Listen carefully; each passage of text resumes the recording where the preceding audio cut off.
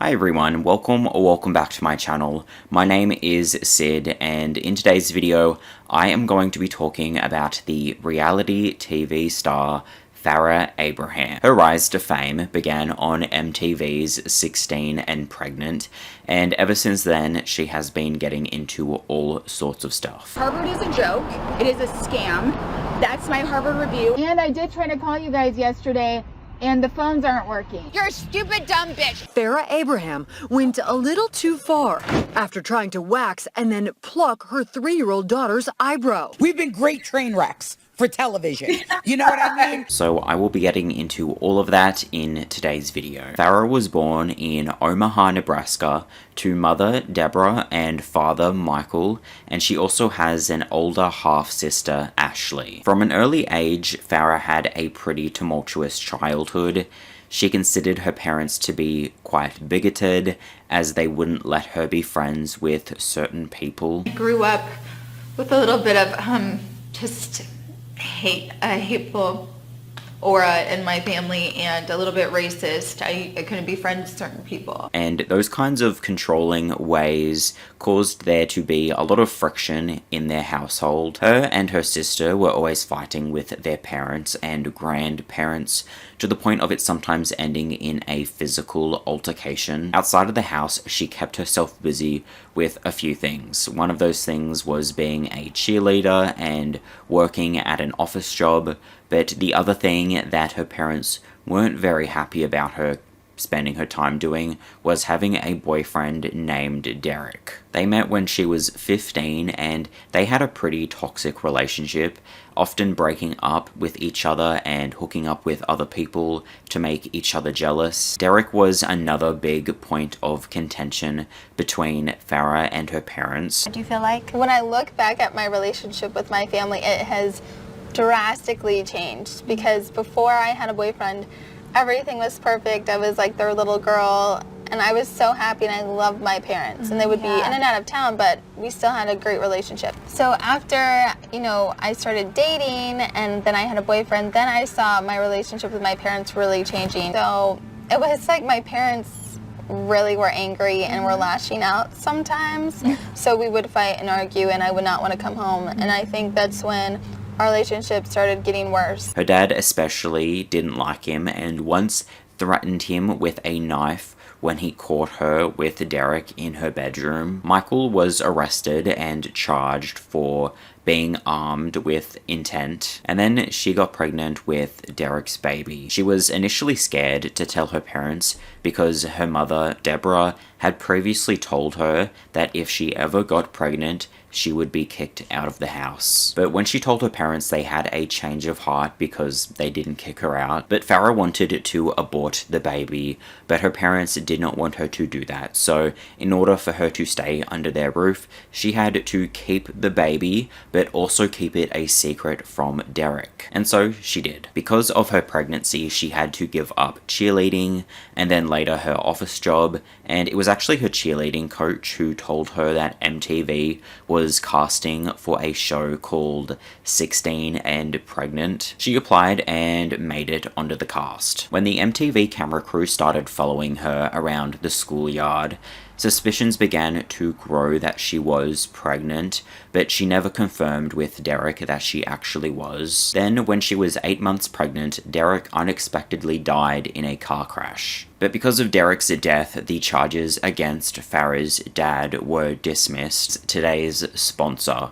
Aura. I'm sure everyone has received spam emails and robocalls and wondered how they got your details to begin with. They got it because data brokers are making fortunes selling your information, and they're constantly wanting to learn more about you, like where you live, and that is where Aura steps in to help. They can identify data brokers exposing your personal information and submit opt-out requests on your behalf. Brokers are legally required to remove your information if you ask them to, But of course, they do not make it easy. So Aura steps in and handles all of the back and forth for you. And apps like Aura have never been more important when there are massive data breaches happening all of the time. A recent breach at AT&T saw over 73 million customers' data leaked onto the dark web. But Aura actually does so much more to protect you and your family from the online threats you can't see. And it can all be done by downloading their app. It's super easy to set up, and you don't need a whole bunch of different apps to get things like parental controls, antivirus, a VPN, and so much more. It's all in one place at one affordable price. You can either let people continue to exploit and profit off your private information, or you can go to aura.com/sid to start your 2-week free trial. Also linked at the top of the description box. Okay, so back to the video. So the show 16 and Pregnant basically took a bunch of teenagers and filmed what it was like to be 16 and pregnant. And as for Farrah, the process involved a lot of drama. She was having troubles with her friends because the whole school was finding out she was pregnant when she only told 2 of her friends. There's a scene where she sits down with her whole friend group to tell them that she's pregnant, and they say that they already know and that it was her supposed best friend that told them. And then on top of that, she was also having issues at home. Tension was growing between Farrah and her mother because she didn't have a car and was having to constantly ask her parents for help to organize stuff for the baby. And then when she tried to buy a new car, she was set on a certain model, but her mother didn't approve. Then that caused an argument, and things escalated back and forth to the point where Deborah reached across the car to hit her. We've run enough! And it was likely that kind of dysfunction that caused MTV to choose Farrah as one of the 4 teen mums to be in their spin-off series, Teen Mum. Macy, Caitlin, and Amber were the 3 other teen mums chosen. The Teen Mum series was going to cover topics such as marriage, relationships, adoption, finances, graduating from high school, and family support. And Farrah's family continued to be very up and down. Not only do they continue to fight, but once again it erupts into a physical altercation that resulted in Farrah getting a split lip and calling the police. Emergency? I need to talk to officer or something because Okay, what's going on there? my mom has hit in my face and so it's hurt in my daughter's face. Does anybody need an ambulance? No? Okay, I'll get some help up to you. Okay, bye. We were arguing, coming back home. Maybe it was from church. She started accusing me of opening up her mail. I lost control. I wanted to hit my mother, like pretty much just wanted to kill her. Then she grabbed me by the hair and she started pounding on me. I was like all like tangled up with like ripping out her hair and like trying to hurt her. I took my hand like this and went up. I guess hit her on the lip. I look in the mirror and I had like a bloody face. So I called the police because I was really like upset and over it. When the police arrived at the house, Deborah was brandishing 2 knives and refused to put them down. I was over there chopping up my onions and in walks this police officer. He's got a 9mm weapon with a red dot pointing at my forehead. The officer had the gun out, and he said that if she would have taken one more move, he was going to shoot her. I didn't think it would turn into that. She put the knives down and was taken to jail. So I set my knives down on the floor, and I said, I'm cooking chili. Still to this day, she feels like that fight was my fault. Deborah later published a memoir about the time she fell victim to a catfish scam, and in that book she said that it was Farrah who actually beat her up. Farrah responded to that claim to Radar Online and said she was found guilty, was put in jail, has it on her record, and had to do social service work, and could not be left alone with my daughter. My mother is mentally unstable, jealous of me, and intimidated by what God has given me to succeed in life. They continued to argue and not get along on the show, and that actually caught the attention of Nicki Minaj. She tweeted that Farrah is a C word to her mother. They went back and forth a little bit, but it ended when Farrah posted a video of her daughter Sophia saying that Nicki is a total loser. Hi everybody, Nicki Minaj is a total loser. That was just one of the many things that Farrah was criticized for doing with her daughter, because there were a lot of concerning parenting moments from Farrah that raised some eyebrows. I will just say that I understand it would be incredibly difficult to be a teen mother in a dysfunctional household on an MTV show. That is a lot, and Farrah is one of the only people to have ever experienced that set of circumstances. So I'm not here to judge anything that she did as a parent during that time, but I'll be bringing up some of her parenting moments that were scrutinized for how unconventional they were. One of those times was when she tried to wax and then pluck her 3-year-old daughter's unibrow. Farrah made a post to her blog detailing what went down exactly, and immediately there was a big uproar. Farrah addressed the criticism, and this is what she had to say. Abraham sat down with ABC News overnight to explain why she did it. People just kept commenting on a unibrow, and I was just like, maybe I am letting it go too far. But when the wax didn't work, she waited till Sophia fell asleep and plucked her brows. I got a lot of fan mail from girls who were younger who did have unibrows, and they only wished that their moms would have helped them. Dermatologists say the earliest plucking should begin is at age 7 or 8. At 3 years old, this skin is definitely very sensitive and very delicate. And that was not the last time Farrah brought her daughter's body hair to the public. Several years after that incident, she did a podcast which was just her recording everyday interactions and then uploading them to Spotify. And in one of those interactions, she was talking about Sophia's body hair, and Sophia was not happy about that. Under your arms or no? Why do you always have to talk about that? Well, you did wear a jumper that shows your armpits. I know, but it's not visible. Okay. And you literally just exposed me in TMZ. And it's really embarrassing. You were exposed on TMZ. You're so silly. You exposed me on TMZ.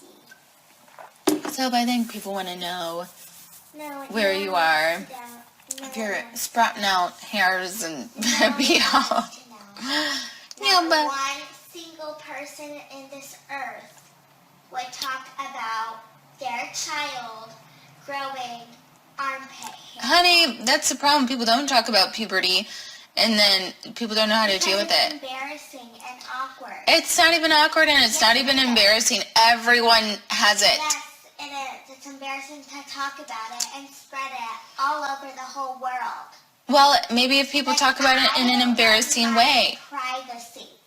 You... And clearly, you do not respect that. Honey, I am all good with the privacy. You So, are not good with the privacy. okay. I'm sure if Sophia said she needed a break from Farrah, everybody would understand. But one thing that Farrah was criticized for was taking multiple breaks from Sophia. There's a magazine quote. It says, "It's healthy that we have a break. She has her own life and is doing her own thing, and I'm doing mine." To a certain extent, though. And as it turns out, she really was letting Sophia do her own thing at that age. An ex-boyfriend of Farrah's and a neighbor from when she was momentarily living in Florida were interviewed for the book Teen Mom Confidential: Secrets and Scandals from MTV's Most Controversial Shows. The neighbor, Alethea Montagne, revealed that Farrah would drop Sophia off with her in the morning and not pick her up until nighttime or until the next day. She also said Sophia would often need bathing because she stunk and was dirty. She said, "I would do everything for that little girl.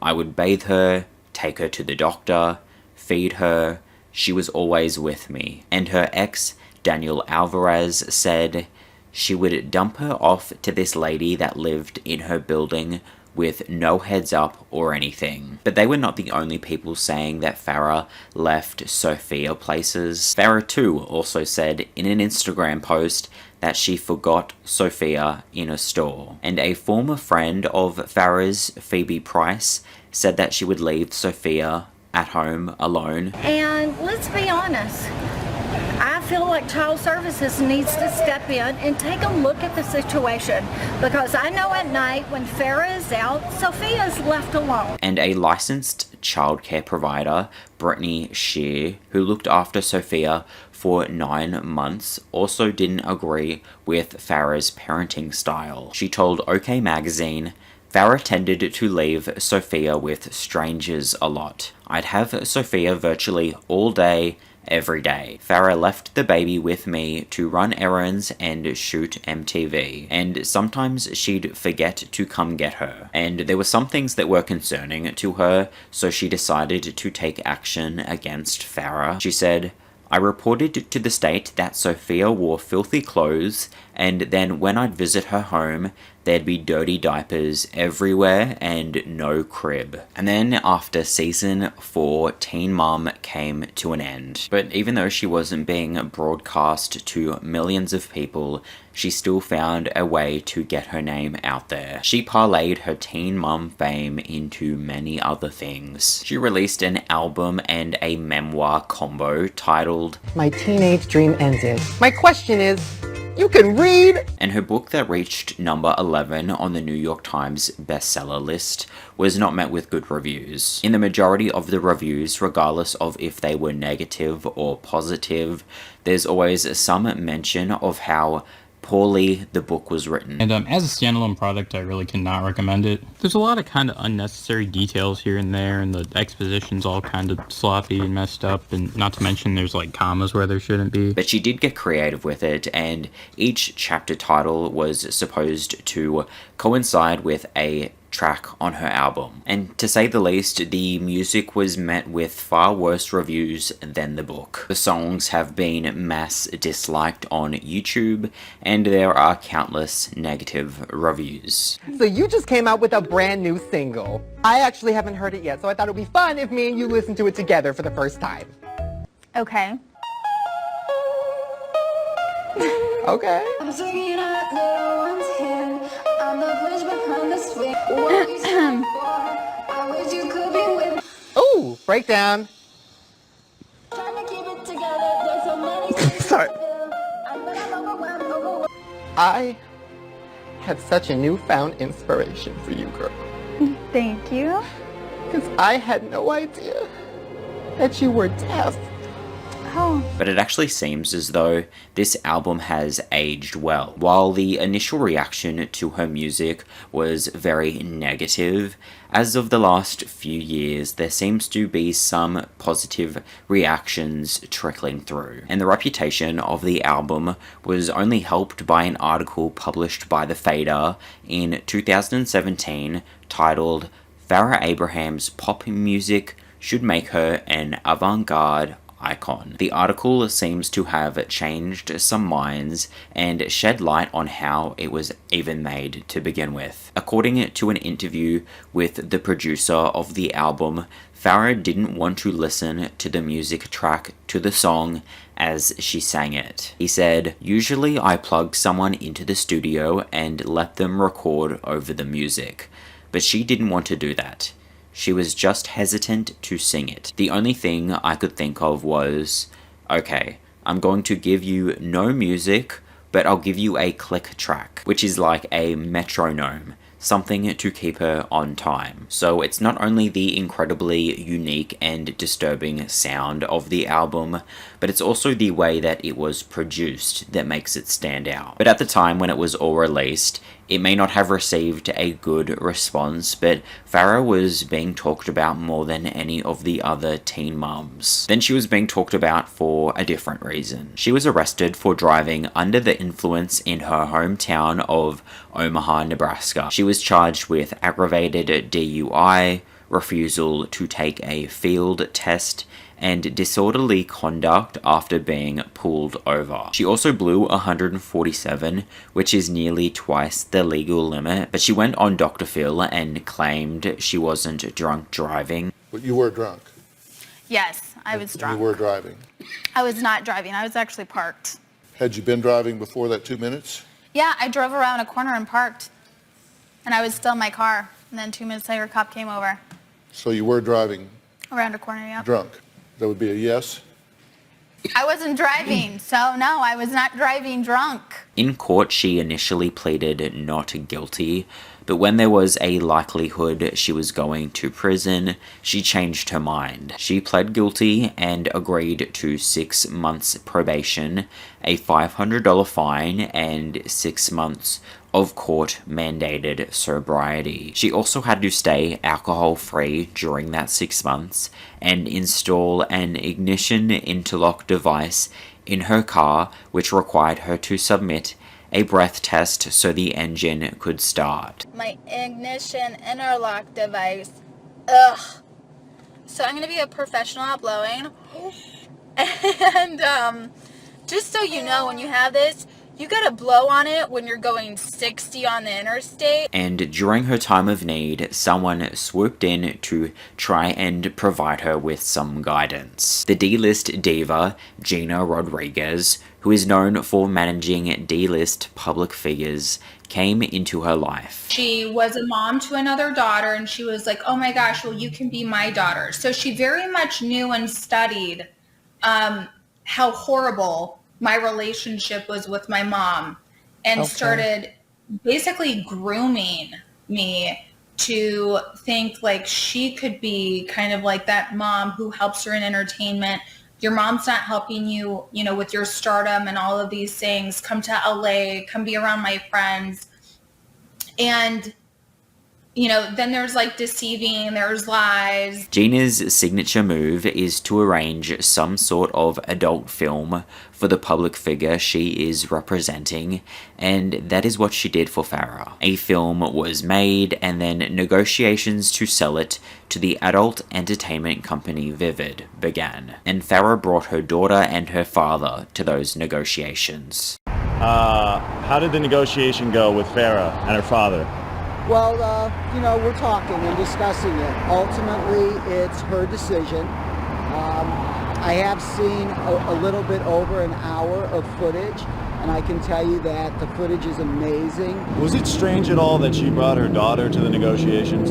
Well, quite frankly, I was surprised. I won't be getting much deeper into Farrah's stint in the adult industry because it'll get this video demonetized, but I probably will touch on it a bit more in a video that I'll likely do about Gina Rodriguez. But for the time being, I'll leave you with this gem from that period of her life. I'm known for a celebrity sex tape. That's what I'm known for, so I'm not... I'm an idiot, yes. It's okay. Okay, so you're known for celebrity tape, okay. And, well, who is the celebrity? I am.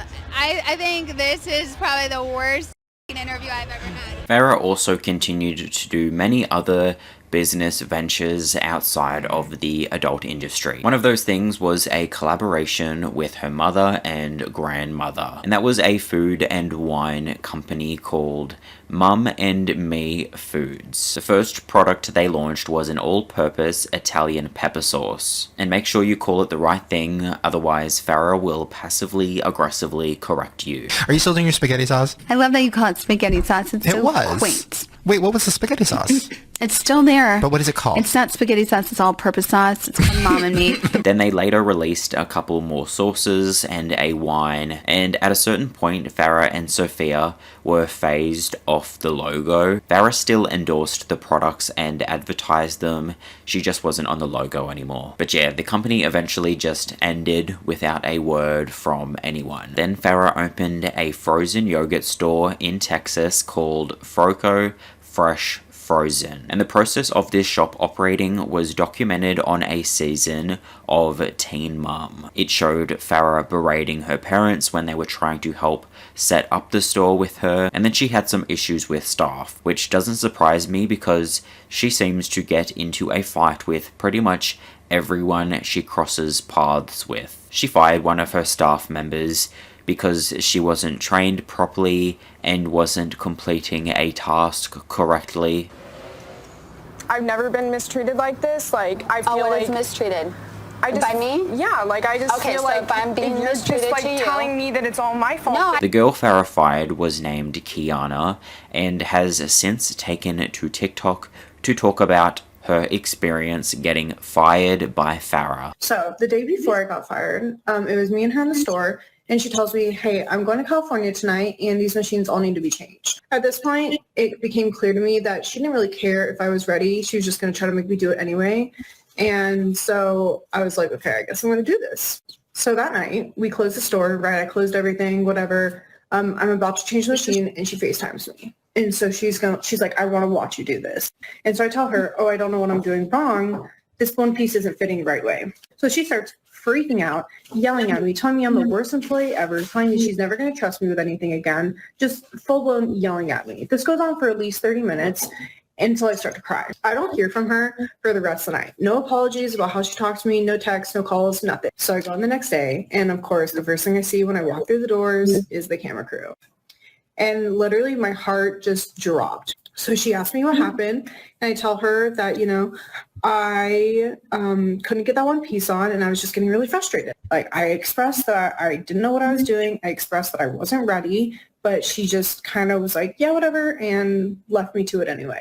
But a bunch of the things that she said that were just out of pocket got super cut because she probably literally paid it to get cut because she was saying the craziest things to me.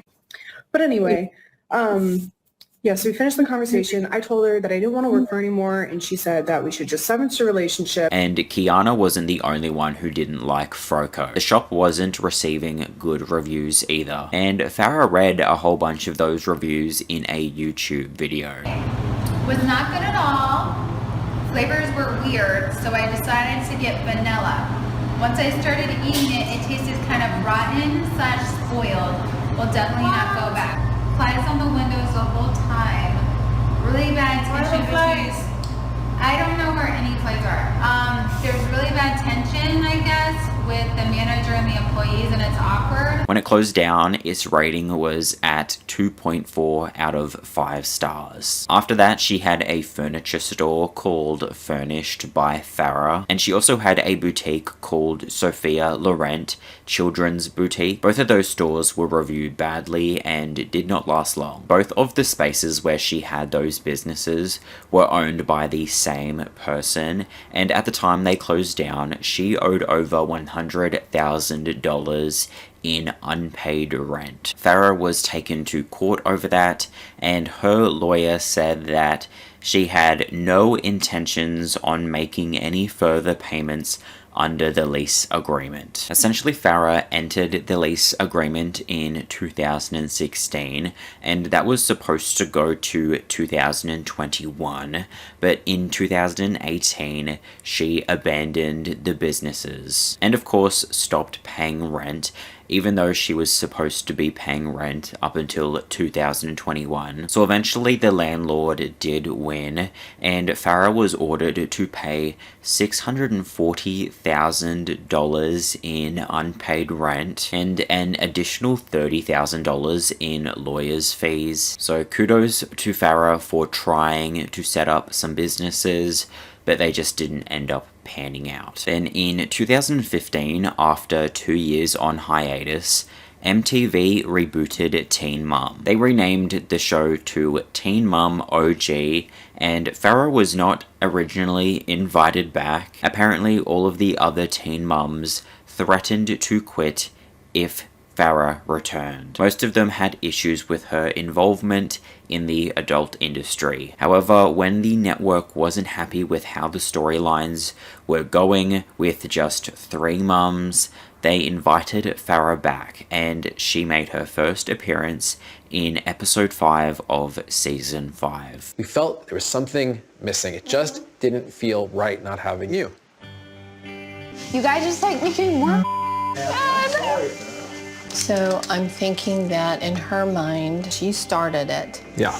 Okay? Sure. So she was rejected, she was ostracized, she was outcast. When Macy heard Farrah was being invited back, she threatened to quit. Farrah found out about that, and it created some tension between her and the other mums. Hey, Macy, why are you here? I'm not I sure. think you should not be here because you don't want to be here. Bye. Here. Why are you here? Well, because I signed up and I wanted to be here. Right. Because my life's not about I have a child too, and she sees me every day. Doesn't affect her, doesn't harm her. Outside of that, she had a lot of ups and downs with her boyfriend, Simon, on the show, but the biggest down of the season was when Farrah got into a fight with the producers. The producers and the camera crew showed up to film, but she refused to do anything with them and told them to go home. She acted that way because they denied her request to star in another reality TV show about the struggles with her mother, which they considered a breach of contract. I'm moving, and you guys shouldn't be here though today because this production doesn't exist right now. So let me just speak with Larry. It's like a show of therapy with mothers and daughters who need therapy. The content of what would be discussed is exactly what was discussed on this show. What a dumb, twisted mother. It is not that. It is not that. No. And then season 7 of the show is Farrah's last season. Farrah does not like the producers that work with her, and MTV just isn't having that kind of behavior anymore. They are done making accommodations for Farrah. You're really, really, really ignorant. And it's really annoying. You shouldn't be working with me. I'm shutting my door. Thank you. Excuse me. I don't want to bash your face in. Wow. That clip was loaded. I do get a lot of these clips sent to me from like the last days that I was filming, the last times that I was around production. I still look back and I see, you know, people on the crew really overstep my boundaries, really not respect a mother's voice. And I think somebody who gave them all jobs and at a time where, you know, they were kind of lucky to be on an international franchise, I think really disrespecting, really being hateful, and again, just not having any sense of documenting true television. I am so proud of myself for actually being tolerant and as kind as I can be to people who really did not deserve it. Right, but you do have very little empathy or compassion for other people. There has to be respect for our crews and for the producers, and if there's an issue, people. but the amount of work that goes into keeping you happy with crew has bubbled up to a point that we have to figure out if we move forward. If it's overwhelming for you, I'm sure there's a better way of handling it. Right, but out of 9 moms, you're the only one that's the problem. I'm not difficult. And not only that, but she decided to re-enter the adult industry, even though she had already agreed with MTV that she wouldn't continue making adult content if she came back on the show. So that was another reason why she was ultimately kicked off the show. But that is not where it ends for Farrah and MTV. She sued MTV's parent company, Viacom, and they all decided to settle outside of court. Then when Teen Mum was long in her rear view, she set her sights on doing an online course through Harvard Extension. Despite what she might claim, she wasn't enrolled in Harvard University. She was enrolled in an extension program that anyone could join as long as they paid. Okay, so I decided to take the online 12-month accelerated screenwriting program. Harvard is one of the people who opened up for fast online programs. I'm going to just jump on it because it will help me and it's fast. She was enrolled in an intermediate screenwriting course as well as a writing in humanities course in the school's 2021 summer term. And despite these courses not being a part of Harvard University, she was quick to update her social media that she was attending Harvard. People immediately pointed out that she spelt Harvard wrong on Facebook, and she quickly took to TikTok to dispel anybody questioning if she was actually going to Harvard or not. Thanks for being a hater and somebody who's getting their master's at Harvard. You're so funny, but you know what? Bank accounts don't lie, neither does my baby. So, where's your mommy enrolled for school right now? Harvard. LinkedIn also didn't agree with her putting Harvard on her profile. The first time my news with Harvard made the news is where Harvard kept taking off the accreditation that I go to Harvard on LinkedIn. So that's a little weird if it's a professional environment and someone goes there and pays you and you're not allowing them to be a part of the sphere that they are a part of and paid for.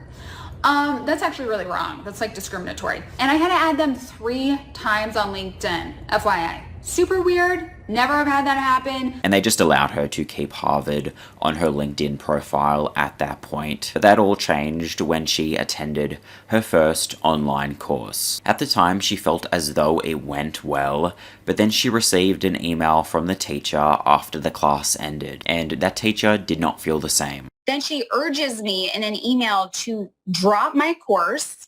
She says I have a neurological problem. When Farrah went to attend the second class, she was locked out of the Zoom call. She felt as though she was being discriminated against for a number of reasons.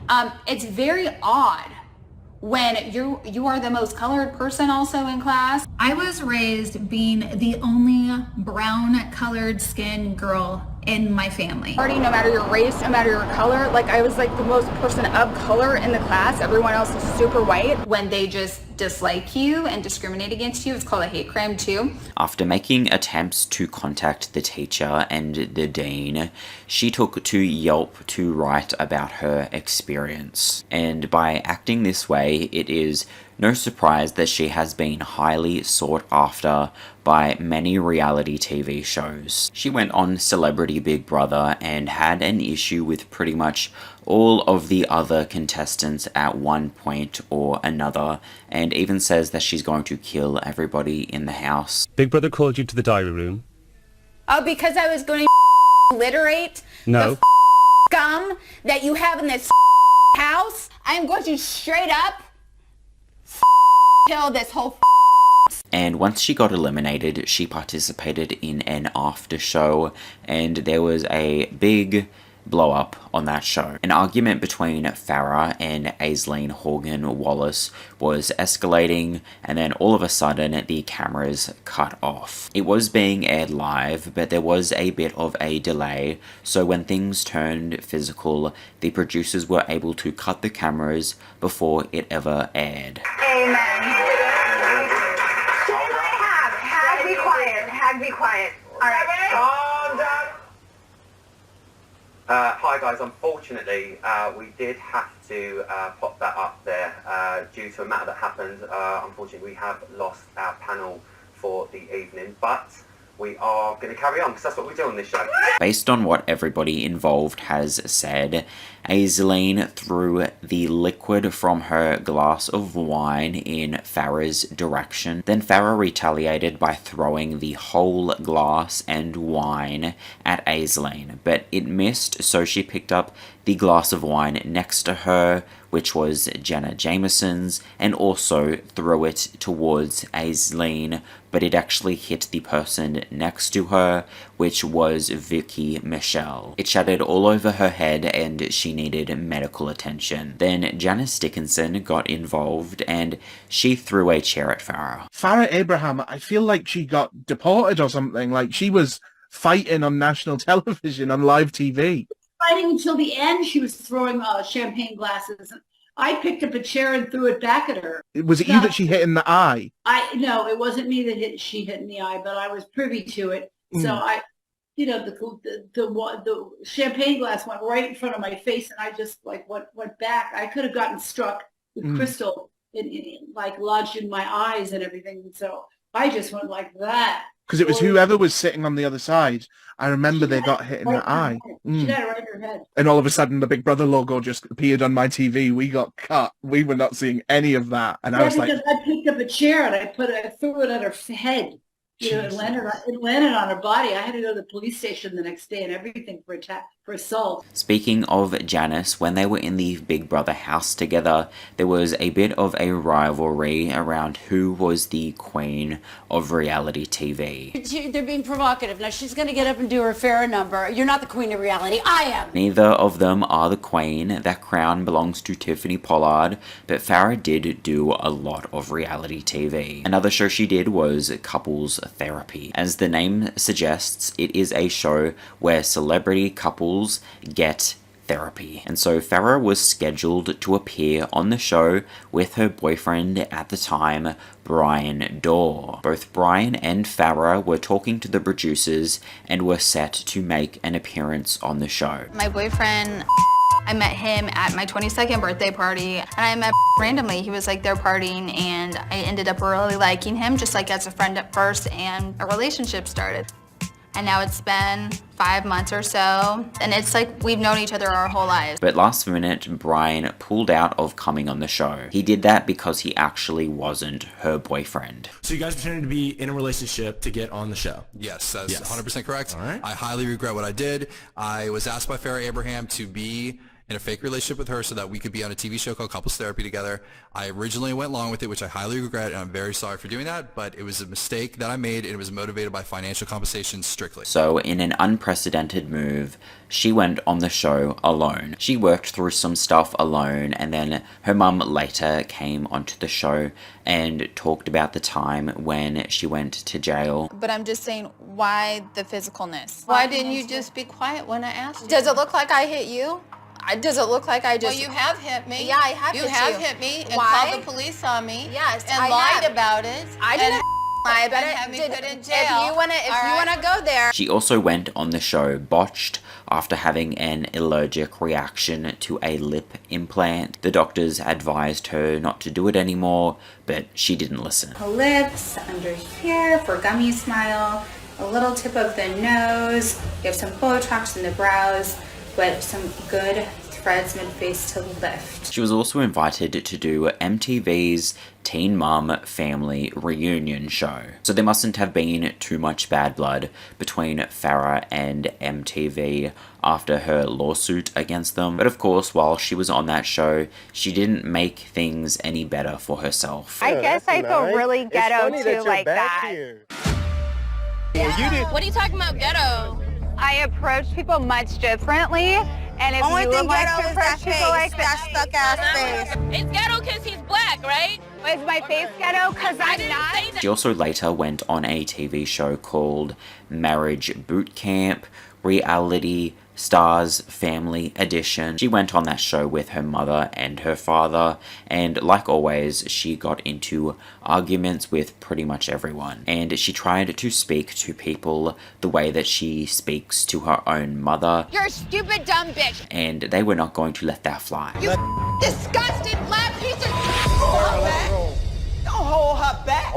Black piece of Then Farrah was given the opportunity to channel all of that anger into a feud with the Mob Wives star, Drita VS Farrah. Basically, it all started when Drita and Farrah did a joint appearance at a strip club, and during it, Farrah simply misheard something that Drita said to the owner. So after the event, Farrah took to social media to say stuff about Drita. Then Drita retaliated by posting many things to social media, including this video. This will be the last time I waste my breath on that little piglet Farrah. She did tweet me, and she called me low-class trash. This is coming from a girl that walks by a soda bottle and is like, hey, if I shove that up my ass, can I make $1? And then she said I act like a criminal, which that, I'm not going to lie, that made me laugh. And then she said that her lawyer will be contacting me. I knew you were scared to death. I just needed one video for you to start shouting, 911, help. Then Farrah was set to do a charity boxing match with Hoops from Flavor of Love, and she said that if she wasn't boxing Hoops, then she'd want to box the Teen Mum producers or Drita. Who would I want to beat their butt? Yeah.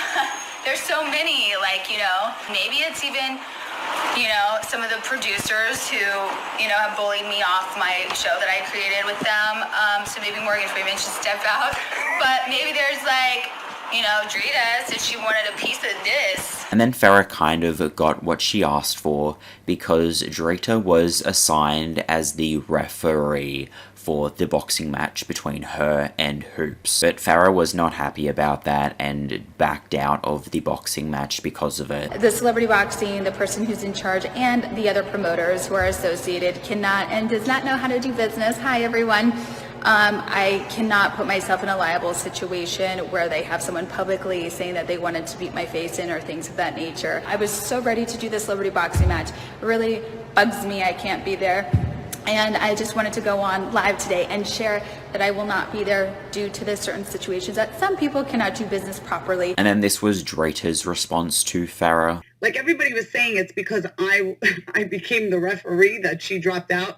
Because when Wendy Williams announced it, it was not even an hour later. Farrah was like, assed out. She ran for her life. After that, Farrah filed a restraining order against Drita. And Farrah actually ended up getting sued for $12,000 by the event promoter for backing out. In court, Farrah was a no-show, and the promoter was awarded the $12,000 as well as an additional $170 to cover his costs. And then, in part because of all of those lawsuits she has been served over the years, she decided to study law. And I think that's even more why I am focusing on my law career. I've been in lawsuits, people trying to sue me for so long for my mental health and for my safety lawsuits. And apparently Yale reached out to her to attend. I have so many options as law students to schools, like Yale's reached out. So I'm just so pumped because I have all these choices for law school. Despite not yet attending an actual law school, she was once again quick to update her social media to say she was a JD. JD stands for Juris Doctor, which is the American law degree that is obtained after 3 years of law school. She was also posting videos of her supposedly studying law to Instagram. Study law with Farrah Abraham.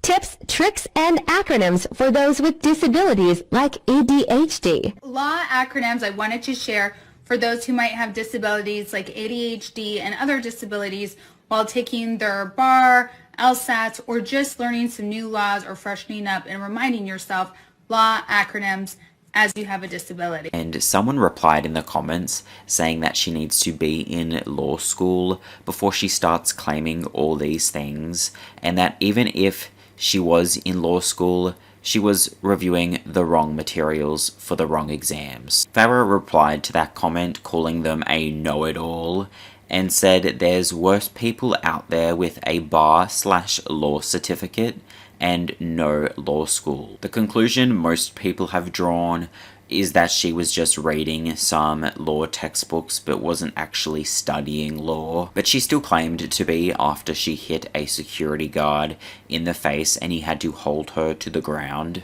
Because I care more to the institution of the United States of America because I am a JD law student. She also got into an argument with the stable that she was boarding her pony at and claimed to be a lawyer. Also, I made a separate video on her pets and how she treats them. And that is pretty much everything for this video. She hasn't spoken to either of her parents in 2 years. So I actually haven't talked to my parents in 2 years. Sophia has had a pretty drastic switch up in style, and for the most part she has actually been keeping it pretty low-key. So thank you so much for watching, and let's take a moment of silence for anyone who has come into contact with Farrah. And I'll see you in my next video.